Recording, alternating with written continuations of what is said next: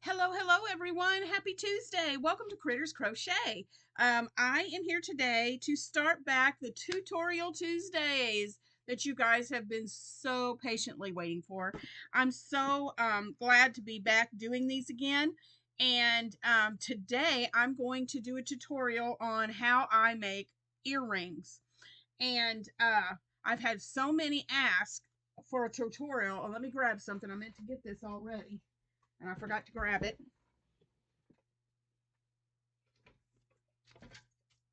Whoops. I had one fall off. um, these have been on here since I used to do craft shows, and I haven't done one in quite a long time. But these are some earrings I've made in the past, and I thought I'd show those to you. And I've gotten all of these patterns off of YouTube and Pinterest. Let me hold these up. And we've got some small and larger little paw print patterns. I've got these. Well, one just fell. I'm not going to pick that up. If you like dangly earrings, you can make these. And then just some fun little frilly ones. And then I have, let me lay that right there. I tried like pineapple stitch, and those came out massive. So those didn't sell. But and here's some right here and some that I put on a loop. So there's different, you can search YouTube for crocheted earrings and find a gazillion patterns. But here's what I have. Not all what I use is to make my earrings. Let's see, you can use the crochet thread. This is a Bernat crochet thread. It is a, let me see if it says on here. This is a size 5. Okay, and it's the Bernat handcrafter. I'm not sure if you can even get this anymore. This was given to me by someone. And so it's a very fine thread. You can use that. You can use I have skeins of #1 superfine thread that you can also make your earrings from. Or if you have DMC embroidery floss, you can use, oh man, I about dropped it. You can use your DMC embroidery floss. I had a wonderful lady who could no longer cross stitch because of her eyesight, and she gave me all of her DMC thread. I don't think there's a single color missing. I think it's a huge box, and I think every color DMC makes is in these. I've got several of these containers. So you can use the embroidery floss, super fine #1 yarn, or you can use either #10 or #5 thread. And then I got all this at Hobby Lobby, in the jewelry department at Hobby Lobby. And I'm not sponsored by them or anything. This is just telling you where I got my stuff. In the jewelry making section, this is company called Beadsmith pliers. And I like getting the ones with the very small nose on them because you can really get in there and manipulate those rings. And I bought in the jewelry section at Hobby Lobby, you can get the hoops like this. And you can also buy bags of the earring posts, I guess you call them, that actually go into your ear. And this part right here at the bottom, this little circle right here, is what you attach to your earring once you finish it. So these, you can also buy these little rings like this, kind of like that's on the end of a keychain. If you wanted to make your earrings, if you wanted to add chains and make them longer, you could use these. But that's what I have, and that's what I use for my earrings. So I wanted to show you just the tools. And you also are going to need, and I don't have it up here, but you're also going to need a needle. This one is actually too thick for thread, but I have needles that are a lot thinner than this, so you need a small needle, tapestry needle, so you can weave your ends in when you're finished. You can also, I purchased this from, I'm an affiliate with Bamboo MN, and they have this kit of beads. And so you can also purchase beads and add beads to your project. Now, today's tutorial, I'm not going to put beads on mine, but future tutorials for earrings, I will show you how to add beads. But this one comes with, let me see if I can open this and show you without spilling it everywhere. This comes with an assortment of beads and also some floss. So, and this whole kit, this whole thing was, I think, was like $7. And I'll have my Bamboo MN affiliate link in the description box if you want to go check that out. So I'm going to be right back. I'm going to show you how to make these earrings. We're going to do granny squares. So if you know how to do a granny square, this will be real easy for you. So I'll meet right back with you over at the other table, and we'll get started on the tutorial. All right, guys, we're back at our table. I have my hooks out. These hooks are, I inherited these from my grandmother. These were her steel crochet hooks that she used to make doilies, and you can see how well used they are. They're a little bit worn, but I don't care. They are my grandmother's, and when I use them, it's like she's right here with me. And so I think of her every time I pick these up. So what I like to use out of these, I'm going to put these over here, is this says on this one, it is a 4. I don't know if you can see. Yeah, there it is. It's a 4. Now, I'm not sure exactly what that is. Here's what I think is really neat. 15 cents. I think that's just awesome. But I got my dots hook out, and it's pretty much comparable to the same size as the 2mm. Okay, so if you have a 2mm hook, you can use it. I like using these just because it's my grandmother's, and that's what I like to use. And so for today, so you can see it, I'm going to be using my I got these from now I'm going to forget. I think it was Hobie. It was either that or We Crochet. I can't remember. But anyway, I've had these for quite a while. But it is the #1 super fine. And it is color number 15. So I'm guessing this was Hobie because they always put numbers. They never put, and it's 100% cotton. They never put color names. It's always, look right there. Hobie.com. Guys, I'm not losing it, I promise. But there we are. So I did get these from Hobie. So we're going to get started with this. And I figured that this yarn would be easier to see on camera. So I'm going to get this on my hook and get started, and I'll be right back. All right, guys, we're going to get started. And what I like to use is when I'm starting my earrings, especially for a granny square, I like to use the magic circle, magic ring. You can do a chain of 3 and slip stitch and make your ring, but I like to use the magic ring. And what I do is I go around my 3 fingers like this and make an X, and then I hold on to it with my pinky. And I go underneath the right side thread, and then I grab the left side thread and pull it through, and I come up and I grab this thread again, and I do a chain 1 just to lock that in place. Well, come on through there. There we go. And that just locks it in place, okay? And then that counts as your first chain. And then I just do 2 more chains for a chain of 3. Oop.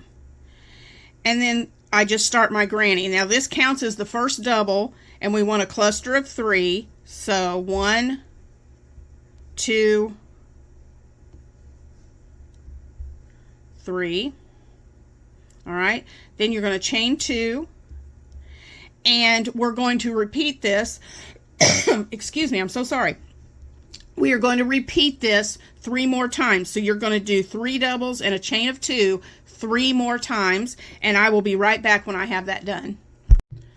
All right, I have done 4 sets of my 3 doubles, chain 2. 1, 2, 3, 4. And I'm just going to take my end from the magic ring and I'm going to pull this tight to close that up. And then I am going to come over here to the top of the chain 3. Here's 1, 2, 3. And I am going to slip stitch to close that up. Whoops.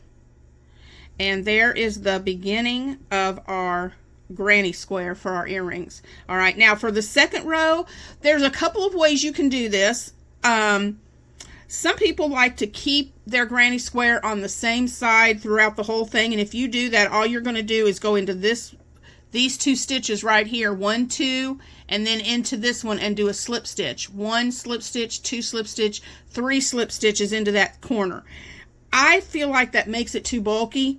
So what I like to do is just turn my work, and that puts me right where I need to be, and then I slip stitch into that space. This is the way I like to do it. It doesn't put so much bulk on the edge of my granny square. And then I'm going to chain 3, and we're in a corner, so we're doing a corner cluster, so that chain 3 counts as 1 double, 2,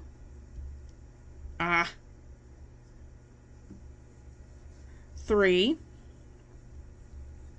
All right, get some more yarn here, and then we're going to chain 2, and we're going to put 2 more clusters right into that corner. 1,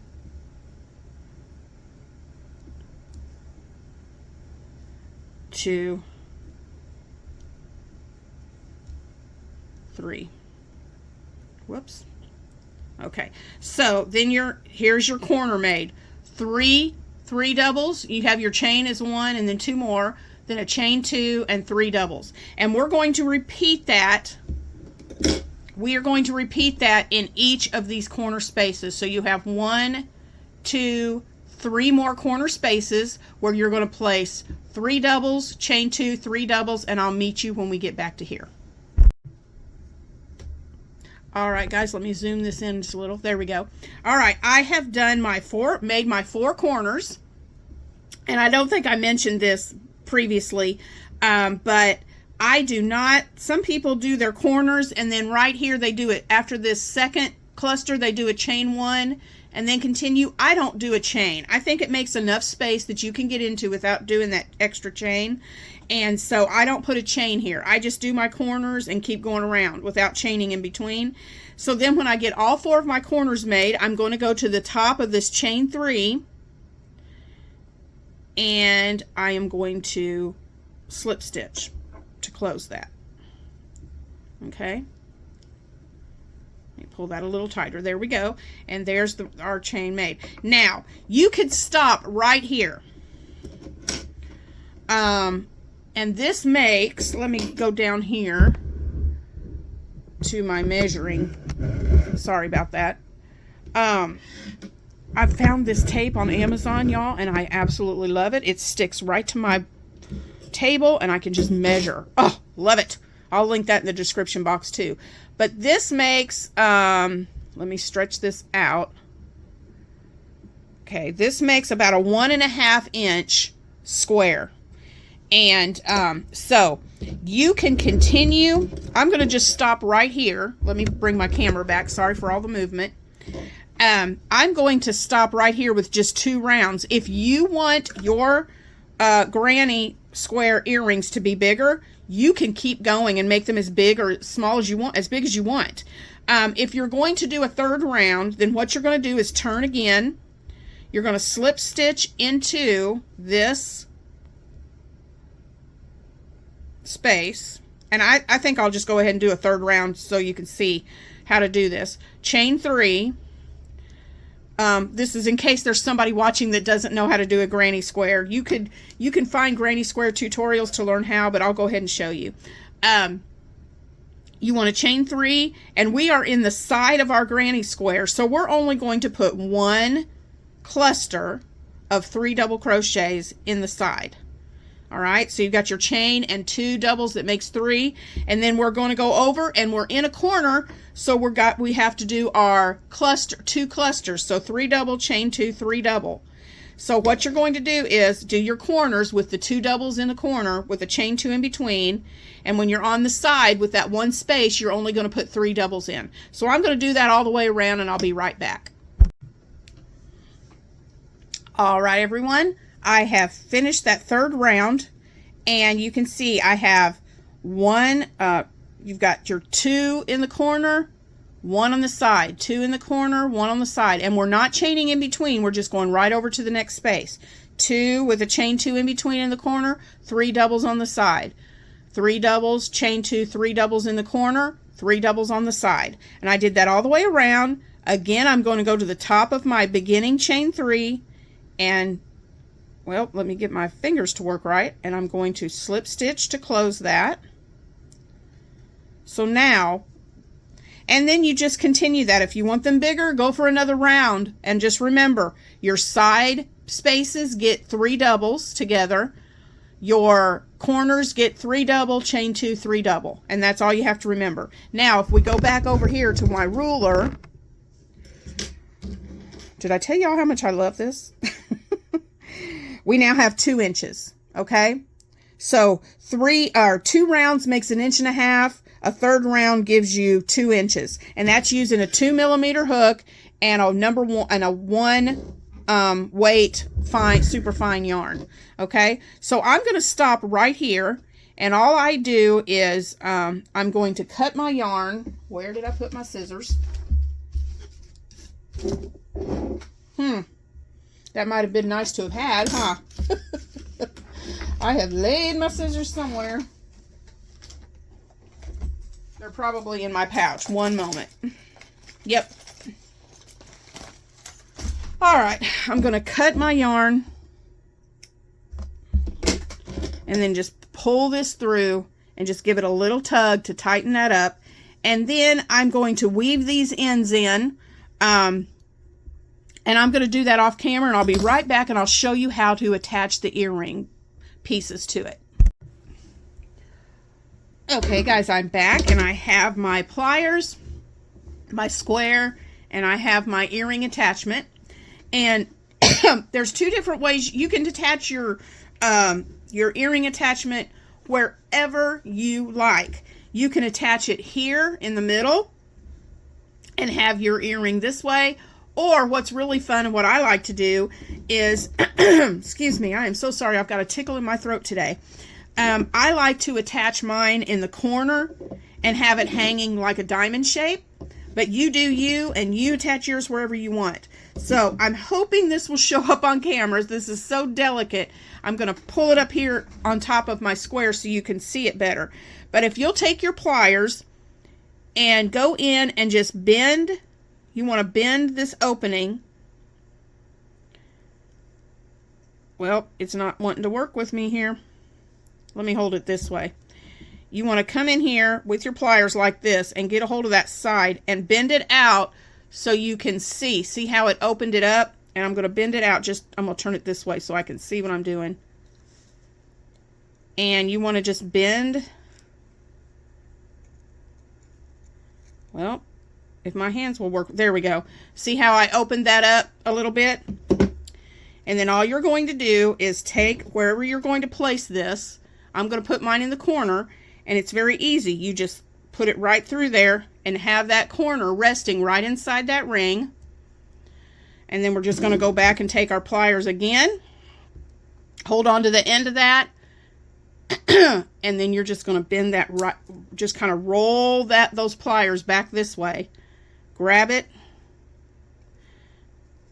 and roll those pliers back to close it. And I like to just go back to and have, like, it looks pretty closed right there, but just to make sure it's attached and secure, I like to take my pliers to the back and front of that ring and just give it a squeeze to make sure it's really clamped together. And then there you go.